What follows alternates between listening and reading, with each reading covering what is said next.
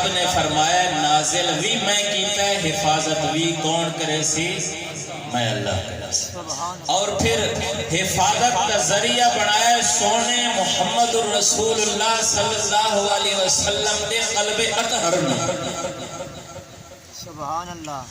آپ علیہ السلام دے قلب اطہر دے اندر آ کے ایک قرآن محفوظ ہو گیا ہے۔ پھر اس قلب اطہر کو زبان مبارک دے ذریعے جاری ہو کے صحابہ کرام دے قلوب مطہر اور قلوب مقدس دے اندر محفوظ ہو گیا ہے۔ پھر چلدیاں الحمدللہ مبارک باد دے مستحقین او حفاظ کرام، مبارک باد دے مستحقین او طلباء کرام، مبارک باد دے مستحقین او طلباء کرام، قرائے کرام کہ جنہاں نے اس امانت نو اپنے سینے دے اندر محفوظ کیتا ہے۔ اور انہاں محفوظ کرن والاں دے بارے مدنی کریم نے فرمایا ہے، جڑی کہ میں حدیث مبارکہ تلاوت کیتی ہے۔ حضرت عثمان فرمائے دن رسول اللہ صلی اللہ علیہ وسلم نے فرمایا خیرکم من تعلم القرآن وعلما۔ تبلیغی جماعت آنا کول تساں بھی سنا ہو سی، اساں بھی سنا ہو سی، او آیت سنائے دے رہا دن، حتیٰ کہ امت دے تقریباً ہر طبقے دے اندر یہ آیت مشہور ہو گئی ہے اور اکثر لوگوں نے یاد ہو گئی ہے۔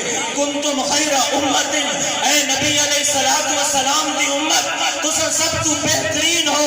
اے امت ساری امتان دے وچو افضل ہے، اور اس امت دے وچو افضل بہترین اور خیر دا ذریعہ اور زبردست اور افضل اکرم اشرف احسن لوگ اوہن، اخیر لوگ اوہن جڑے اس قرآن نو پڑھ دیں، اس قرآن نو پڑھے دیں۔ من تعلم القرآن، جس نے قرآن نو سکھایا اور قرآن نو سکھایا۔